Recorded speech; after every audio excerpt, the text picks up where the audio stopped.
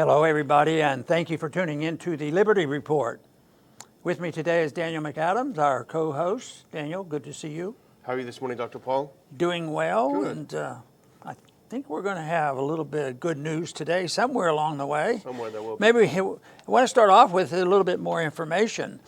You know, I think you have heard about this scandal, the Russiagate scandal. Yeah. It sort of started in about, before the last election, and it's been ongoing. And of course, it's been reported pretty well, but the reports that we heard for 3 years was against Trump, so it was all a bunch of lies that most people agree to now. But there was some information that was finally released. It was the director of national intelligence, Ratcliffe, now released a lot of information, and evidently this guy Brennan, he must have been up to some dirty tricks, and that's making it politely. But evidently his notes and evidence to show that he and Hillary were colluding to deliberately hurt the president, and based on lies, not on facts. So this is broken out, and of course the left will be hysterical, but how much of this information will reach the average person in the street? Because I don't think they're going to cover this revelation of this information anywhere close to how they were covering the lies that they were telling and the case that they were making, because they were actually trying to commit a coup. You know, they had the CIA, the FBI, and a lot of people in the Justice Department, and it was designed one thing, to destroy Trump. So it's amazing he has survived this far, but actually he still has a way to go, because this information has to get out. But it is a big story, and it satisfies a lot of people who have known this was true for a long time. But one of the hang-ups about this declassification occurred because the CIA director, Haspel, had something to say about it. So Haspel's not exactly a friend of the president's, and she was blocking that. But now the director of national intelligence has gotten there, and of course Trump has added to it. So hopefully this will build, and I hope there's more coverage, because our goal, of course, is to find the truth before 10 or 15 years passes and somebody digs out and say, oh, you know what they were doing back then.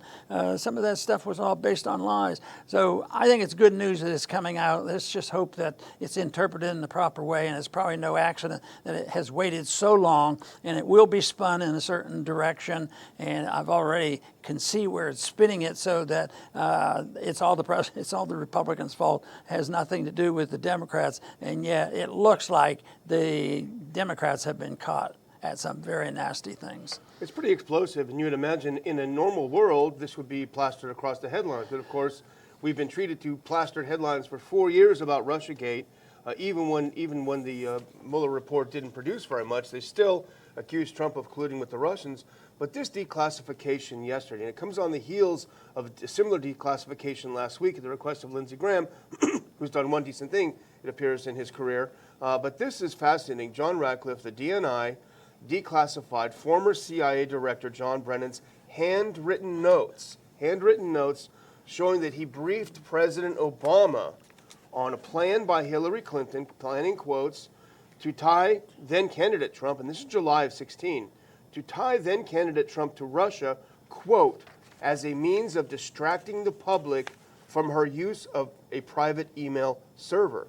And we know what happened when they launched that plot. They went over, and we know that she hired Steele to make the Steele dossier, which turns out was an absolute pack of lies cooked up by some kooky former spook himself.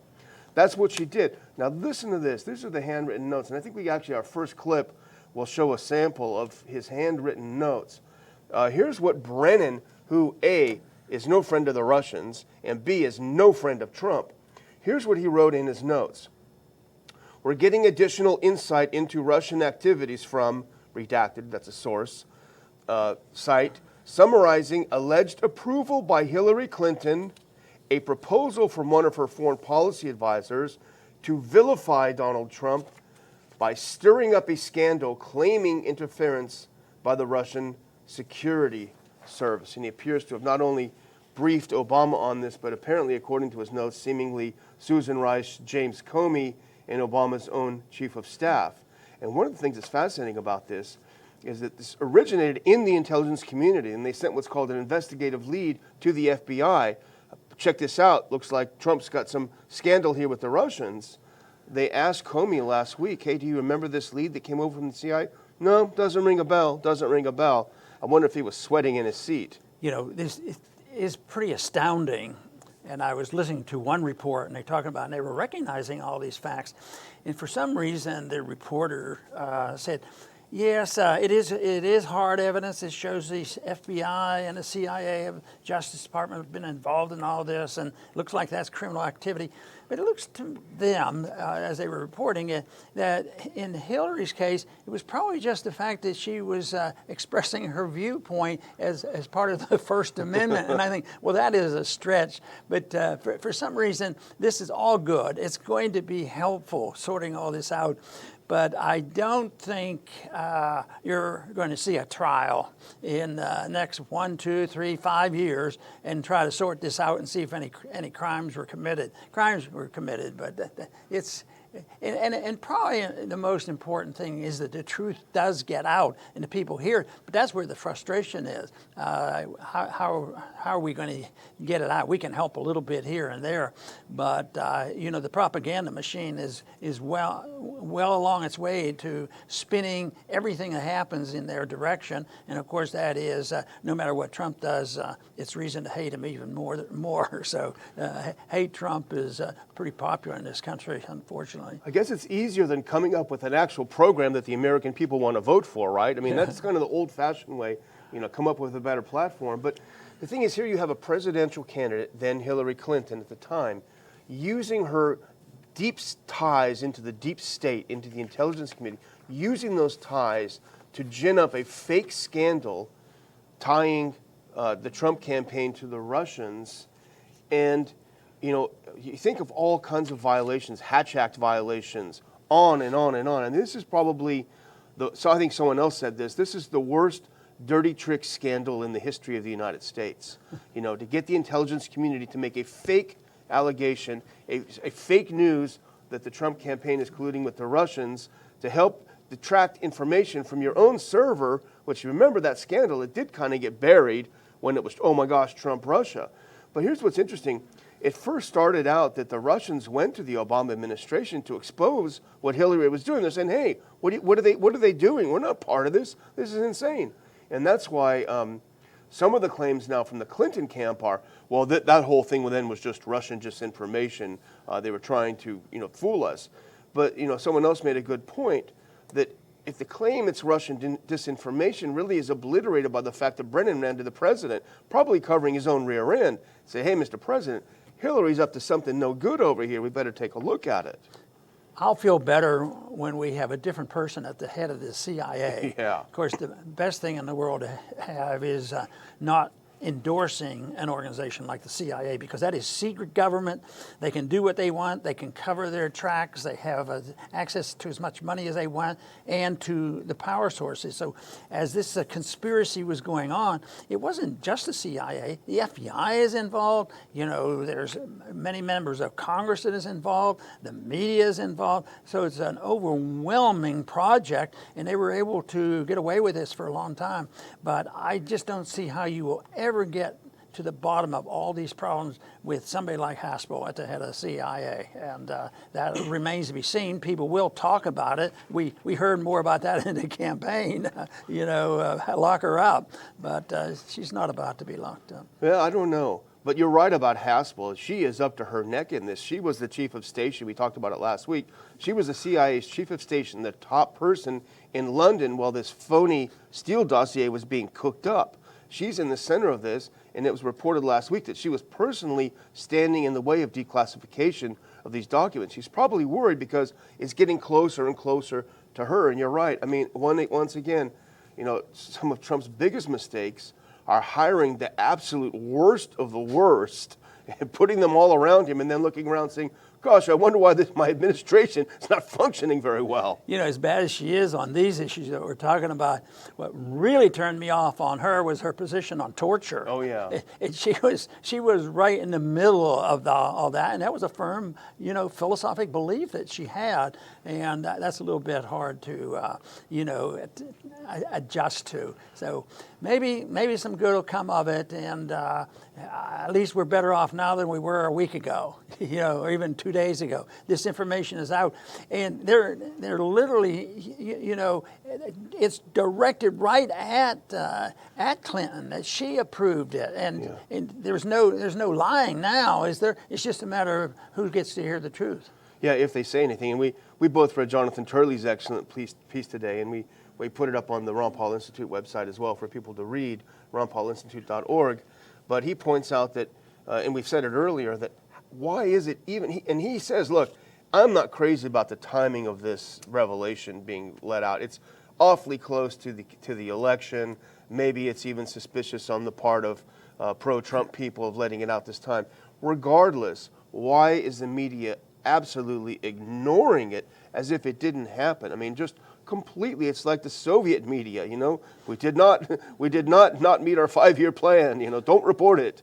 Well, we're back to the principles of the First Amendment, really, and there's not much left to it the way it's set up now. And then when you have the social media and the complexity of that, getting the truth is a real job. But Turley is on top of this right now and making this point and making the contradiction.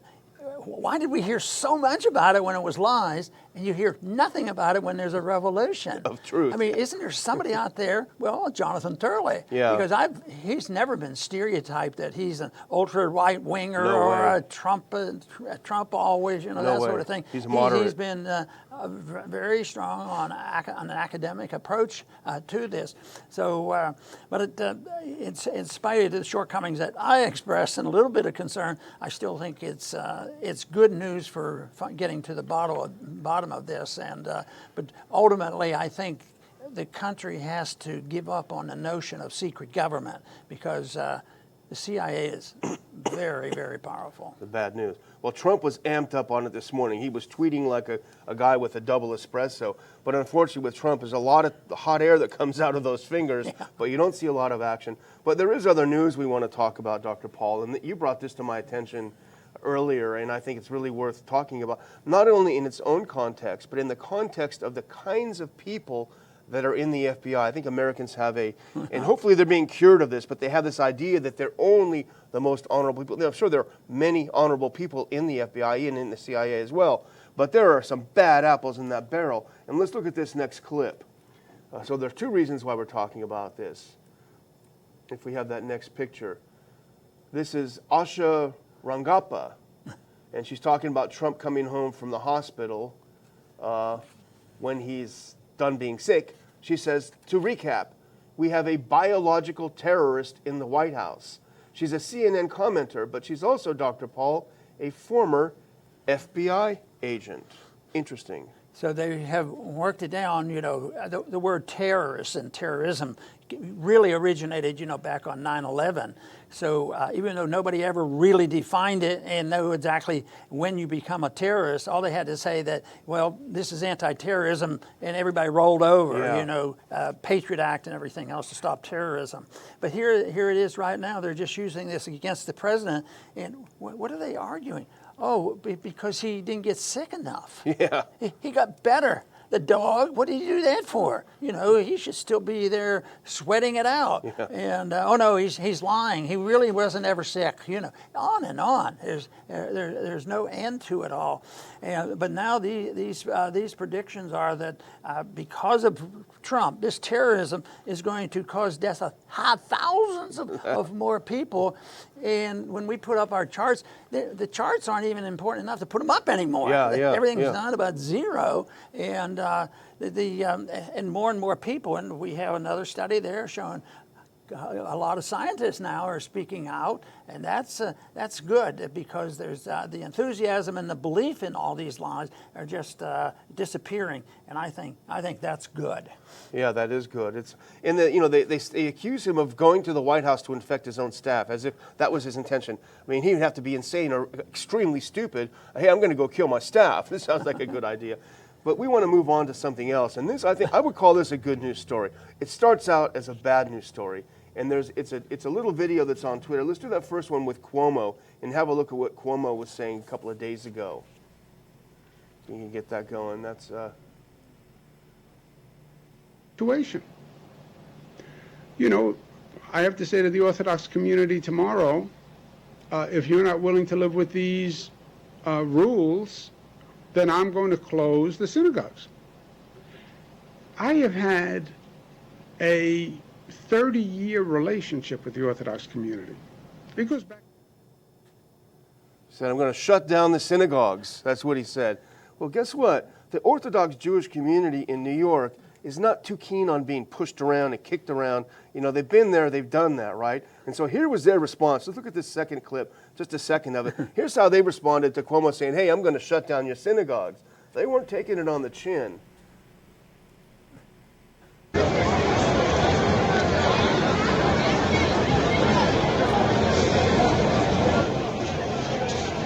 What they were doing, Dr. Paul, is they all got together, they ripped off their masks, and they put them in a big bonfire. Take that, Governor Cuomo. You know, that is great. You know, the big picture is the big principle of liberty, people not needing to suffer the consequences, which is a far stretch to lock down churches. They've been doing locking down the churches all, and now this is in New York by a governor who has done a lot of things wrong because he doesn't have the biggest idea what it means to live in a country that recognizes liberty. But once again, you could do it in the broad sense, but what about in the narrow sense? I mean, why aren't some people saying, you know, does he have a bias against Jews? You know, if that was done by others, you know, you could hear a lot of noise, but so far that isn't. And I haven't, you know, I don't watch all, but I try to find out what they're doing in the regular media, but there's not many people really condemning him, which he deserves, but hopefully that'll build, especially with the demonstration. I think the demonstration is the part that you sort of enjoy seeing. Yeah, it was great. And in fact, I didn't show the other clip, but the sheriffs came out to try to push these Orthodox Jews out, get home. And they surrounded them and said, shame on you, get out of here, shame on you. And they really, I mean, it was a peaceful protest in the best sense of the word, because they were protesting for their liberty, their ability to assess their own risks and behave themselves. But, you know, out on the left coast, which is, you know, as you know, where I came from, Dr. Paul, they've got a governor who, believe it or not, is even crazier than Mario Cuomo, than Governor Cuomo, not Mario, that's his father. Here, look what he put out from his governor's office yesterday. A helpful guide to Californians. Going out to eat with members of your household this weekend? Don't forget to keep your mask on between bites, with a little helpful guide. On, off, chew, chew. I mean, this is the point. I thought it was a joke when I saw it. Well, you know, I suggested to you, if we had a real good comedian, could they make a good video of this and trying to eat and doing what he says? But they do it. You know, you wonder, I know they have several goals. One is chaos, and one to attack people that don't deserve it, just to get people upset. But they were over the top now. They're not upsetting people. It's almost entertainment now. It's so bad. But if you're on the receiving end of something like this, because, you know, we've had some Christian churches closed down too, and ministers arrested, and you can't even sing hymns in their parking lot, and all these things. So, yeah, there is a reaction now, and as people realize as time goes on that this is maybe not quite as dangerous as they said, and if you follow the rules, maybe you can handle, you know, the danger like they do for everything else, all kinds of diseases and different things. They're able to do it, and they right now, I think the people are becoming less fearful.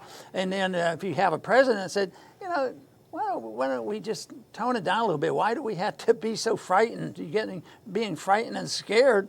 isn't helpful. Actually, it's pretty good advice. It isn't like he said, of course, yesterday when we talked about it, we said, well, maybe there, you could have advice. You have to use common sense and all, but it doesn't mean that you have to have lockdown on this and go along with this and be terrorized, because everything the people are accepting, and they're over the top. Now, if they accept this, like the Orthodox Jews aren't going to accept it. So there is a limit to do this. Maybe this eating will be a limit, but it is so harmful. And you talk about terrorism and all these things. Just think of the people who are suffering the consequences. What if somebody didn't get their medical treatment? What if somebody lost their job? What if the kids can't be taken care of? What if they're sent off to school? It still gets to me when I see, especially people 4, 5, 6, 7, 8 years old, marching off with a mask. I mean, it is so damaging. It's submitting to the state. It's a submission to the authority that deserve no authority. They should be protecting our liberties, not systematically destroying it. They have it upside down. If we're going to have a state, the state should be there to protect our liberties. People are supposed to take care of themselves and make their own judgments. And it isn't like people say, oh, there would be no help. Nobody will take care of anybody if you have your way. Well, no, there'll be somebody else.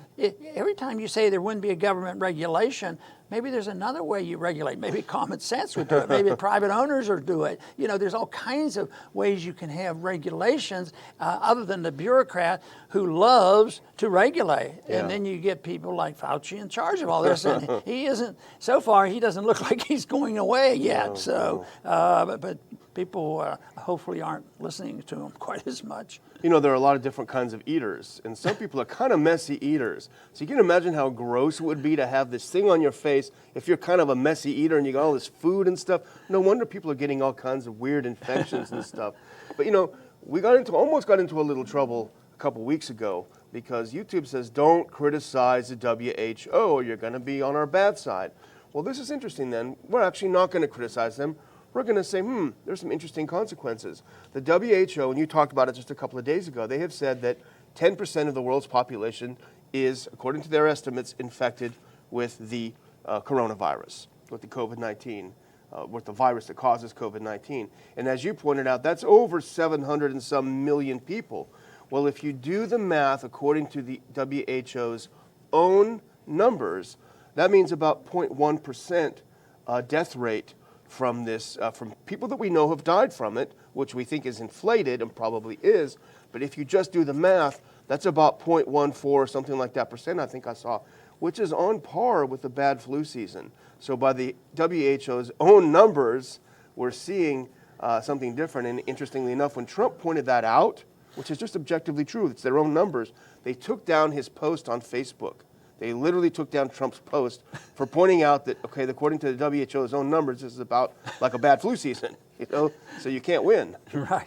There's one other article I want to make a point. We sort of alluded to it, but this has to do with a declaration signed titled the Great Barrington Declaration. Yeah. And they have 44,000 signatures, and this is by scientists. This is not just street people signing up. These are people supposed to have thought about this issue, and their point they're making is they want to go for natural herd immunity, so that people, so the natural process of how communities deal with this, how nature deals with this, and this doesn't rule out taking vaccine. This doesn't say you can't have vaccines. Yeah. I mean, I'm skittish about vaccines, but this is nowhere do you say it, and I'm not that way. I would never outlaw vaccines. I would try to advise people to the best of their ability, but to allow it to be a government function and government authority and government money. And then if you don't do it, you can be in big trouble.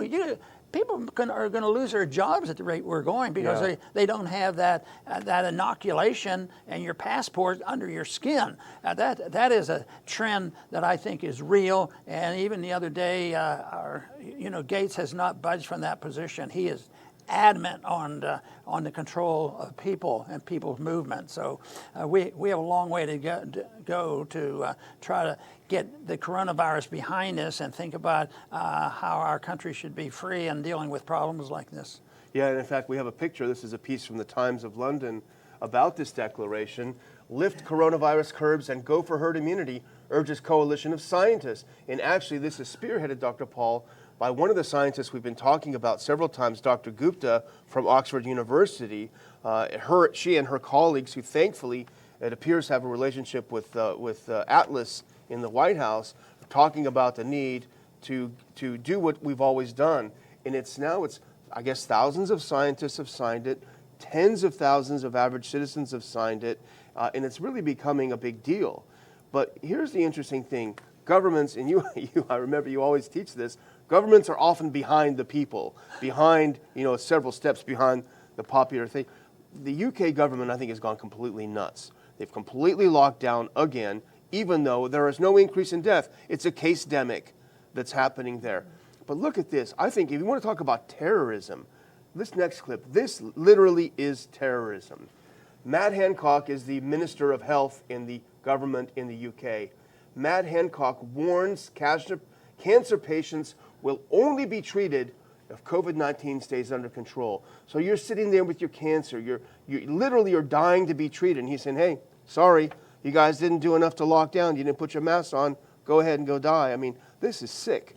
And what will be added to that is if you don't take the inoculation, if you don't take the vaccine, or you're not going to get jobs, you're not going to get in college, you won't get your driver's license, this will be it. Yeah. And it doesn't sound good. Do you have a closing I just statement? have a closing reminder. I haven't done this in a couple of days. This is Dr. Paul's new mini book, The End of Unearned Opulence.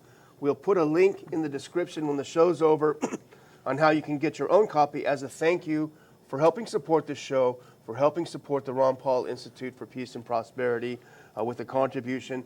$50 or more, we'll give you a book. For $100 or more, Dr. Paul will hand sign it. His hands are in pain right now because he's been signing so many.